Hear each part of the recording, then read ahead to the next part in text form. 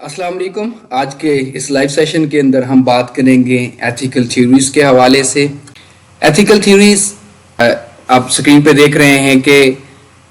इसमें जब हम डिसीजन मेकिंग करते हैं तो आपकी जो एथिकल पर्सपेक्टिव है, एथिक्स के हवाले हैं, उसमें आपकी जो थ्योरीज हैं वो आपकी डिसीजन मेकिंग में बहुत अहम किरदार अदा करते हैं। और बिलखुसूस ऐसी जगहों पे जहाँ पे जो है वो एथिकल इश्यूज की इन्वॉल्वमेंट आ जाती है, when the ethics play a vital roll over there, तो वहाँ पे हम क्या करते हैं कि हम रिप्रेजेंट करते हैं कुछ व्यू पॉइंट्स को।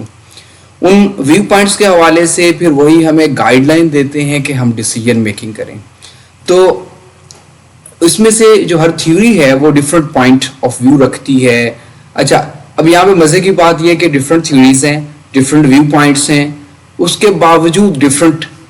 डिसीजन मेकिंग के स्टाइल्स हमें नज़र आते हैं। अच्छा, एक ही थ्योरी के बरीबर मुख्तलिफ तरह के डिसीजंस करते हमें नज़र आते हैं। फिर उसके बाद में इसमें जो एक बड़ी मज़े की बात है वो ये है कि जो डिसीजन रूल्स हैं, प्रेडिक्शंस हैं आउटकम्स की, वो मुख्तलिफ हैं। मतलब आप ऐसे नहीं हो सकता कि जी किसी एक स्कूल ऑफ थॉट के या एक जो वो डिसीजन मेकिंग थ्योरीज को जो लोग फॉलो करते हैं वो हर दफ़ा एक जैसे ही डिसीजंस करते हैं। तो अब ऐसी सूरत में हम जो है वो देखते हैं कि कुछ लोग ऐसे होते हैं कि जिनके जो प्रेडिक्शन के आउटकम्स हैं वो या तो अपनी ज़ात के इर्द गिर्द उनका महवर होता है डिसीजन करने का, या फिर ये होता है कि उनकी जो ड्यूटीज़ टू अदर्स है कि हम जो फैसला करेंगे या हम जो बात करेंगे इसका दूसरों की ज़ात के ऊपर या दूसरों पर क्या असर पड़ता है वो उसको मद्देनज़र रखते हैं। तो ऐसी सूरत में जो आपकी जो इंडिविजुअल्स की यानी कि अफराद की जो डिसीजन मेकिंग की या एथिकली करेक्ट डिसीजन मेकिंग की जो एबिलिटीज़ हैं उसका बहुत ज़्यादा किरदार जो है वो सबसे पहले हमारी जब वो डिसीजन मेकिंग की जो थ्योरीज़ हैं उसके साथ है, और फिर डिसीजन मेकिंग के जो स्टाइल्स हैं उनके साथ है, फिर डिसीजन मेकिंग के जो रूल्स और प्रिंसिपल्स हैं उनके साथ है। तो आज हम जो है वो इस चीज़ को देखते हैं कि लोगों के पास जो है वो सेम इंफॉर्मेशन होती है, सेम उनका डिसीजन मेकिंग का जो फाउंडेशन है वो होती है, लेकिन उसके बावजूद उनके जो डिसीजंस हैं वो मुख्तलिफ क्यों होते हैं। तो आज हम जो है वो सबसे पहले बात करते हैं, चार ऐसे गोल होते हैं, चार ऐसे मकासद होते हैं जो एथिकल डिसीजन मेकिंग करते हुए, एथिकल थ्योरीज को मद्देनज़र रखते हुए किए जाते हैं। अच्छा, उसमें सबसे पहले आपका जो ऑब्जेक्टिव है एथिकल डिसीजन मेकिंग का, उसमें एक चीज़ को जहन में रखें कि आप के जो गोल्स हैं वो किन चार बातों पे मबनी होते हैं। जो भी डिसीजन मेकिंग करता है एथिकल पर्सपेक्टिव में वो इनको मद्देनज़र रखता है। तो मतलब आज हम दो चीज़ों को साथ लेके चलेंगे, आपकी जो एथिकल डिसीजन मेकिंग है और फिर जो एथिकल थ्योरीज हैं इनका आपस में ताल्लुक, फिर जो एथिकल प्रिंसिपल्स हैं उनके साथ इसका क्या ताल्लुक है। तो सबसे पहले आज हम जिक्र करते हैं कि एथिकल प्रिंसिपल्स क्या हैं। अल्टीमेटली हम एथिकल थ्योरीज की तरफ जाएंगे, लेकिन हम पहले बात करते हैं कि एथिकल प्रिंसिपल्स क्या हैं। जब हम एथिकल प्रिंसिपल्स की बात करते हैं तो इसमें चार गोल्स हैं जिनको मद्देनज़र रखा जाता है, जिसमें कि बेनिफिशंस है, यानी कि मफाद या मफाद आमा की आप बात कर लें कि आप जो मफादात हैं या बेनिफिट्स हैं उनको, तो इसके जो चार गोल्स हैं उसमें आपकी जो बेनिफिशंस है, फिर least harm, respect for autonomy and justice. तो इन चार गोल्स को फुलफिल करने की कोशिश की जाती है when we are making some sort of ethical decisions. बेनिफिशंस क्या है, लीस्ट हार्म क्या है, ऑटोनॉमी क्या है, जस्टिस क्या है, these four are the principles for ethical decision making. तो जब हम बात करते हैं बेनिफिशंस की, तो इसमें ये जो एक प्रिंसिपल है बेनिफिशंस का, इसमें ये है कि to do what is right, what is right and good.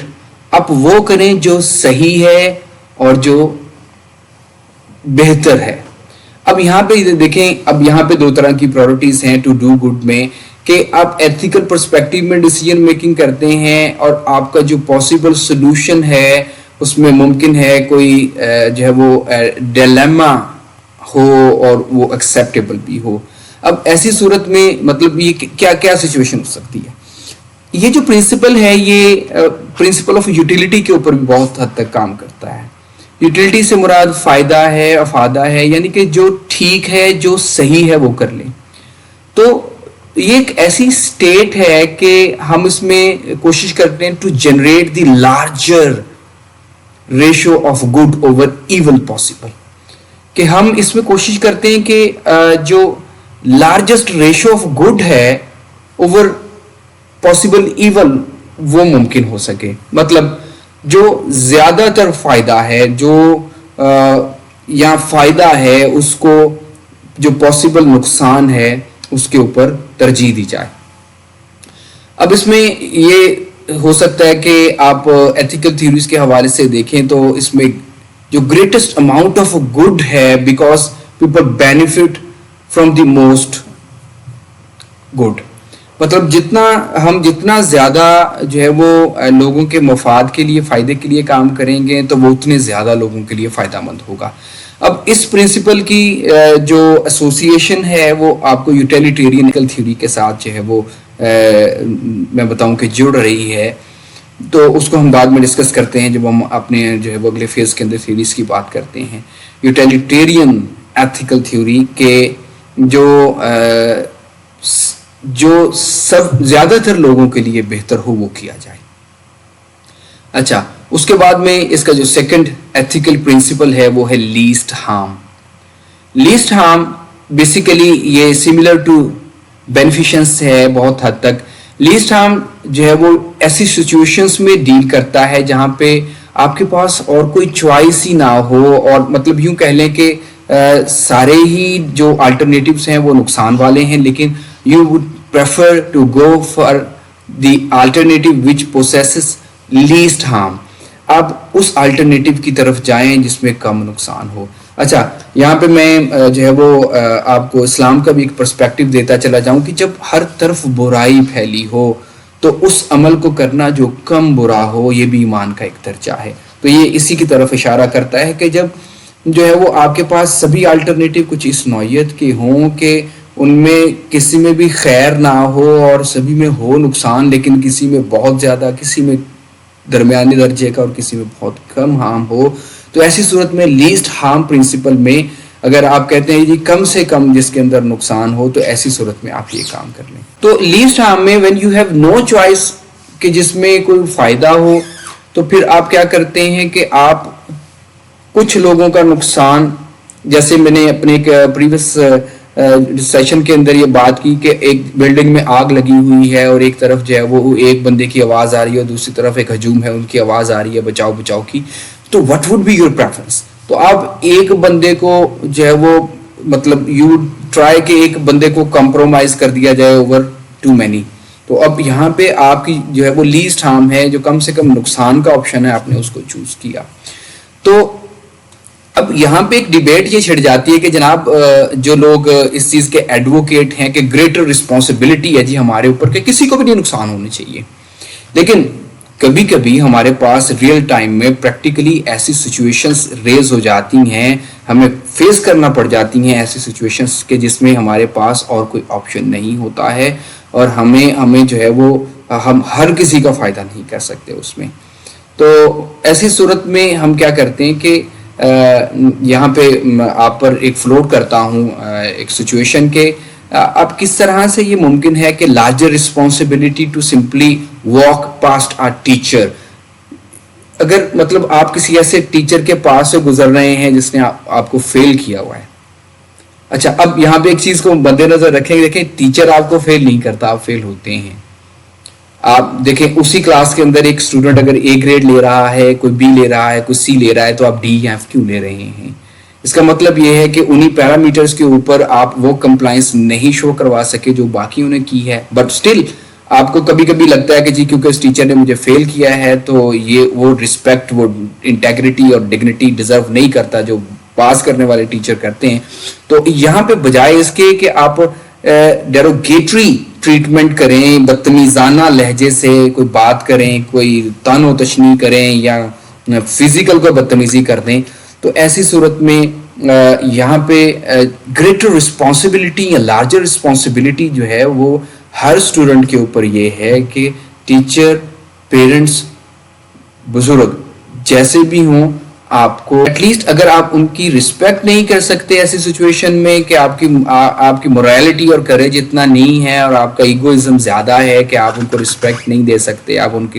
کو سلام نہیں کر سکتے، آپ ان کے ساتھ اچھا ٹریٹ نہیں کر سکتے، ایٹ لیسٹ ان کے ساتھ ڈیروگیٹری، بدتمیزانہ رویہ یا الفاظ بھی اختیار نہ کریں۔ تو اب یہاں پہ جو دیکھو یہاں پہ اب لیسٹ ہارم کی جو سچویشن ہے ایٹ لیسٹ یہاں پہ یہ بنتی ہے کہ آپ ٹیچر کے ساتھ بدتمیزی نہ کریں، لیٹ دم پاس تھرو، جب وہ گزر رہے ہوں یا آپ ان کے پاس۔ اچھا خیر، اب تو اس میں مورالٹی کی باتیں کریں تو اس میں کچھ یہ سچویشن دیکھنے میں آتی ہے، بالخصوص جب ہم یونیورسٹی کے اندر جو ہے وہ پھر رہے ہوتے ہیں تو اسٹوڈنٹس ڈونٹ بادر ریلی کہ ٹیچرز گزر رہے ہیں تو ہم جو ہے وہ سائڈ پہ کھڑے ہو کے ایک رسپیکٹنگ مینر میں انہیں گزرنے دیں پہلے، تو کندھے سے کندھے ٹکرا رہے ہیں اور مطلب عام طور پہ ٹیچرز جو ہے وہ گزرتے ہیں تو ان کو خصوصی طور پہ رستہ دینے کا رواج بہت کم یونیورسٹیز میں، اداروں میں مجھے نظر آ رہا ہے۔ تو اب یہاں پہ بھی ایک ڈیبیٹ چھڑ سکتی ہے کہ جناب ان کرنٹ سینیریوز جو ہے وہ اس کی پاسبلٹی کس حد تک ہے۔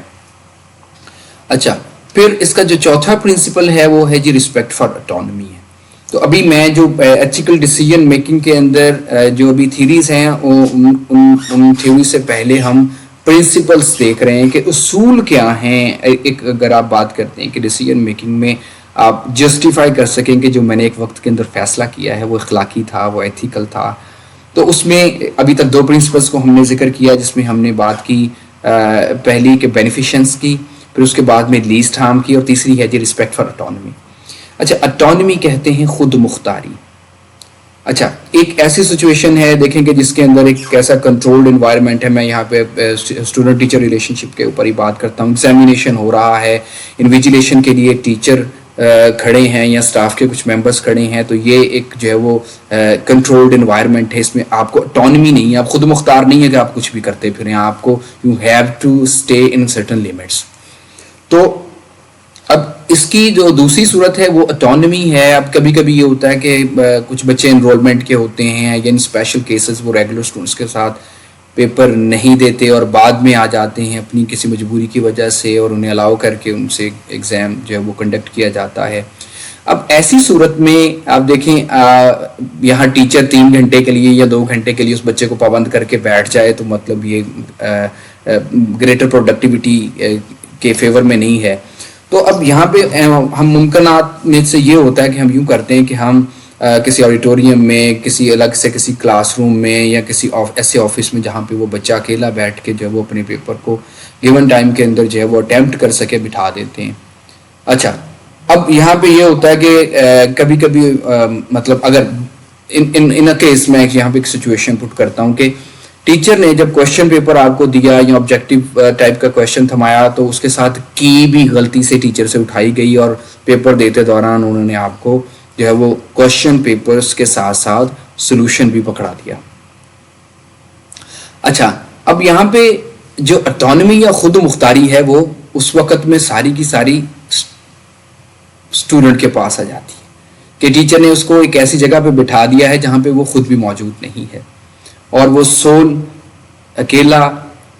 اٹانومی کے ساتھ وہاں پہ بیٹھا ہوا ہے۔ اب یہاں پہ یہ دیکھنا ہوگا کہ کبھی کبھی یہ ہوتا ہے کہ لوگ چاہتے ہیں کہ انہیں اٹانومی یا خود مختاری دی جائے، وہ اپنی زندگی کے لیے خود سے فیصلے کریں۔ اچھا، یہاں پہ ایک چیز میں آپ کو بتا دوں، آپ اپنے اچھے یا برے ایکسپیرینسز سے خود کے لیے تو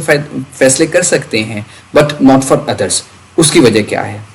ہر بندے کا لائف سٹائل اپنا ہے، ہر بندہ جن حالات و واقعات کے اندر اس پروان چڑھا وہ حالات و واقعات مختلف ہیں، ہر بندے کی جو ایموشنل سٹیبلٹی ہے وہ مختلف ہے، ہر بندے کی زندگی کی جو موٹیویشنز ہیں، یہ موٹیویشنل آسپیکٹس ہیں وہ مختلف ہیں، ہر بندے کی فزیکل کیپیبلٹیز مختلف ہیں۔ تو ایسی صورت میں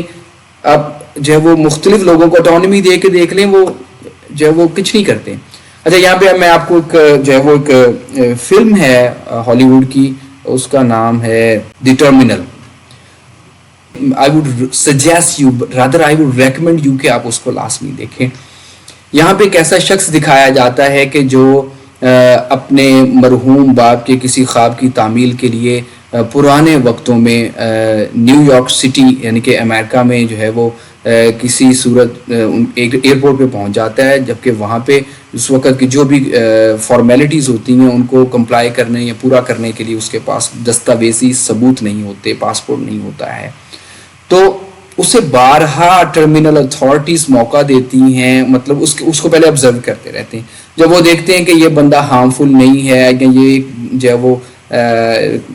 ایک معقول سا شخص اور ایک جو ہے وہ شریف سا بندہ ہے، تو اس کو کسی صورت الاؤ کر دیا جائے کہ یہ فارمل ریکوائرمنٹس کو بائی پاس کر کے جو ہے وہ ایئرپورٹ کے ٹرمینل سے نکل کے نیو یارک میں چلا جائے. اور اس وقت کی اس فلم میں دکھایا گیا ہے کہ رول ضابطہ کچھ اس طرح سے ہے کہ جو ایک دفعہ سٹی میں انٹر ہو گیا، نو ون ول بادر کہ اب کیا کیا جائے.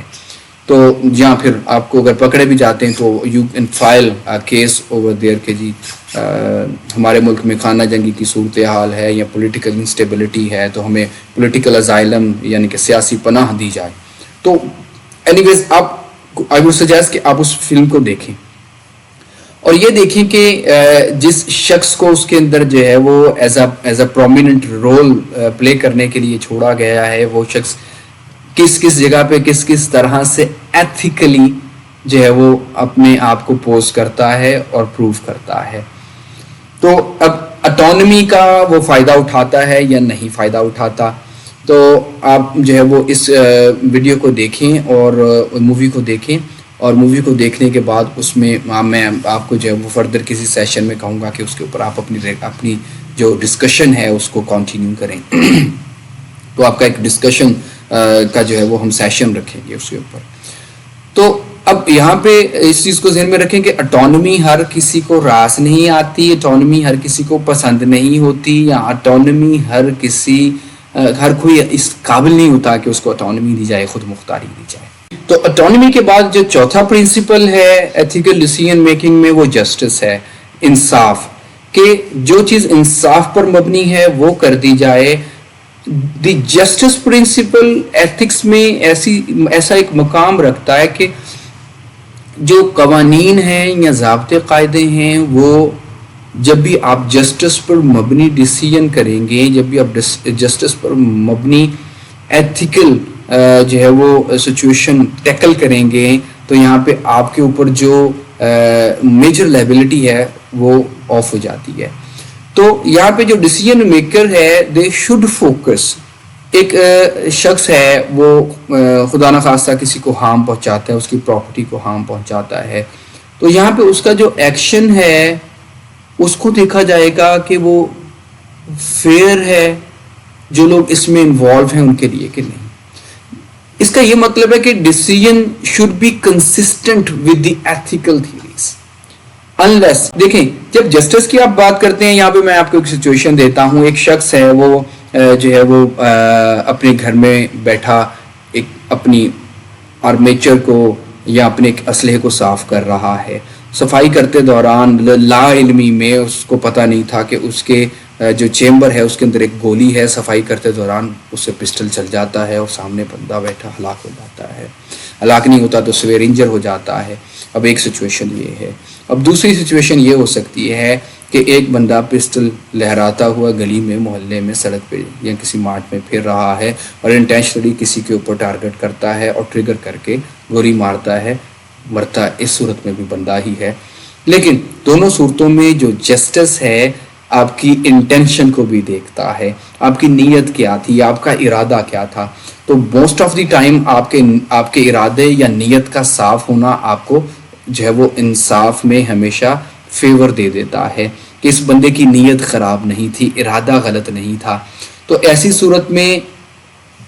جو اسی لیے آپ دیکھیں گے کہ جو قوانین کے مطابق کورٹس کے اندر فیصلے ہوتے ہیں عمومی طور پہ ایک جیسے ہوتے ہیں. مطلب 100 قتل کے کیسز اگر جائیں گے تو اس میں سے 90% چانسز ہیں کہ وہ بندہ پھانسی کی سزا بھگتے گا. 10% چانسز ہے، کچھ سرکمسٹانسز ایسی آ جاتی ہیں. اچھا ایسی ڈفرنٹ یا روٹین سے ہٹ کے کوئی حالات و واقعات سرکمسٹانسز. مثال ابھی جب بھی میں نے بات کی کہ دیکھیں زیادہ تر سچویشن کے اندر دیکھیں کسی بندے کو کسی کی موجودگی کے اندر اسلحہ لے کے بیٹھنا, اس کی صفائی کرنا اور دیگر معاملات کرنا, مطلب کیوں کرے وہ, مطلب وہ اس کو اکیلے بیٹھ کے کر سکتا ہے. لیکن اگر کوئی ایسی سچویشن گھر میں ہو جاتا ہے, فیملیز میں اکثر ہو جاتا ہے, تو اس میں کوئی بندہ بیٹھا ہے, گھر میں بیوی بچے ہیں یا کوئی اور جو ہے وہ سبلنگس ہیں, تو ایسی صورت میں خدا نہ خاص اس طرح کی شادیوں کے اوپر دیکھیں اسلحے کی نمائش کرنا, اسلحہ چلانا یہ منع ہے, غیر قانونی ہے, اس کے باوجود لوگ چلاتے ہیں. تو وہ شادی کے ایونٹ میں جائز اسلحے کے ساتھ جو ہے وہ آپ فائرنگ کرتے ہیں, فائرنگ کرتے دوران لوگ جو ہے وہ انجر کر دیتے ہیں, قتل کر دیتے ہیں لوگوں کو. تو اب یہاں پہ اٹ مینس کہ جو مختلف آپ کی ڈفرینٹ سچویشنس ہیں اس میں جو سگنیفیکنٹ کانٹینٹ ہے وہ اس چیز کو کنٹین کرتا ہے کہ ہر سچویشن کے اندر سملر کیس میں تقریباً ایک جیسے فیصلے ہوں گے. لیکن جسٹس کا تقاضا یہ بھی ہے کہ اس میں جب آپ جو ہے وہ جسٹیفائی کر سکیں, جیسے بھی میں نے کہا کہ ایک شخص کہہ رہا ہے کہ حالاتوں کا کہتے وہ اپنے گھر میں سکون سے بیٹھا ہوا تھا, صفائی ستھرائی کا سامان تھا, جب آپ نے جائے وقوع کو جا کے دیکھا تو وہاں پہ مطلب ایسا انوائرمنٹ تھا, کسی نے کسی کا گریبان نہیں پکڑا تھا, کوئی لڑائی جھگڑا نہیں تھا, کوئی تالا نہیں ٹوٹا ہوا تھا, بس ایک بندہ جو ہے وہ صفائی کا سامان اور لوبریکیشنز وغیرہ لے کے بیٹھا ہوا, پسٹل صاف کر رہا تھا اور یہ معاملہ ہو گیا. اب ایسی صورت میں یہ جسٹیفائی ہوتا ہے, اور یہاں پہ ایک کنسسٹنسی ڈیسیژن کے اندر آتی ہے کہ مختلف قتل کے کیسز میں پھانسی ہوتی ہے, لیکن ایسی صورت میں آپ کو جو ہے وہ بری کیا جا سکتا ہے, کوئی تھوڑی سزا دی جا سکتی ہے موت کی سزا سے ہٹ کے. تو اب یہاں پہ بھی آپ جو ہے وہ ڈسکرائب کر سکتے ہیں کہ تو کون سی ایسی ایکسٹینیویٹنگ سرکمسٹانسز ہیں کہ جنہوں نے انکنسسٹنٹ ڈیسیژن دیا ہے, اس کی وجہ سے ڈیسیژن جو ہے وہ روٹین سے ہٹ کے کیا گیا ہے. تو یہاں پہ آپ جو ہے وہ اس کو ڈسکرائب کر سکتے ہیں کہ ہماری روزمرہ زندگی میں کہاں پہ جو ہے وہ آپ کو ایسی کوئی ڈسکریمنیشن یا ایسی سرکمسٹانسز جو کہ روٹین کی صورتحال سے مختلف تھے جو ہے وہ فیس کرنے پڑے ہیں. آپ اس کے اوپر جو ہے وہ ڈیبیٹ کر سکتے ہیں آپس میں.